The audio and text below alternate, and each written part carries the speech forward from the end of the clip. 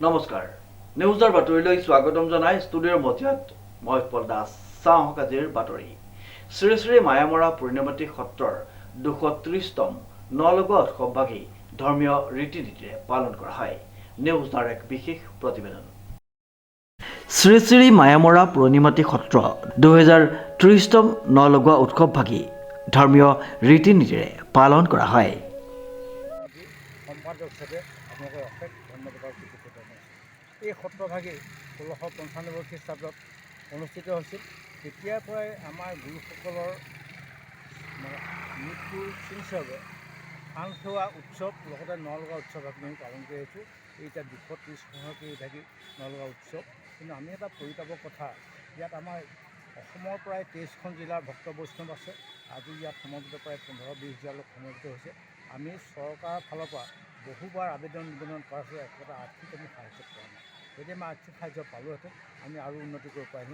আপোনালোকৰ সংবাদ মাধ্যমৰ যোগেদি আমি চৰকাৰলৈ অনুৰোধ জনাইছোঁ যে আমাৰ সত্ৰখন যদি অনুদান দিয়ে, আমি যাতে সংস্কৃতিৰ দিশত আমি শ্ৰী শ্ৰী অনিৰুদ্ধদেৱৰ সংস্কৃতিত কিছুদূৰ আগুৱাই যাব পাৰোঁ।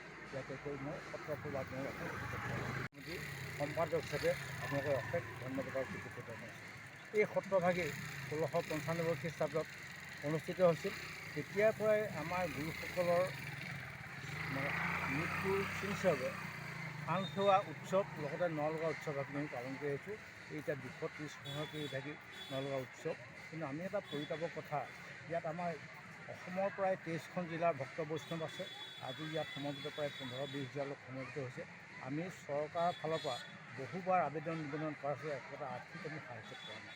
যদি আমি আৰ্থিক সাহায্য পালোহেঁতেন আমি আৰু উন্নতি কৰিব পাৰিম। আপোনালোকৰ সংবাদ মাধ্যমৰ যোগেদি আমি চৰকাৰলৈ অনুৰোধ জনাইছোঁ যে আমাৰ সত্ৰখন যদি অনুদান দিয়ে, আমি যাতে সংস্কৃতিৰ দিশত আমি শ্ৰী শ্ৰী অনিৰুদ্ধদেৱৰ সংস্কৃতিত কিছুদূৰ আগুৱাই যাব পাৰোঁ।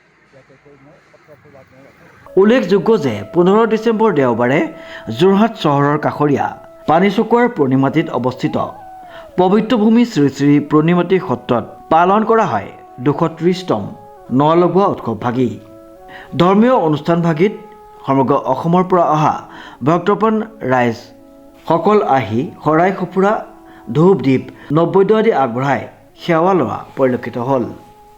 ৰমেন শইকীয়াৰ ৰিপৰ্ট নিউজ নাও।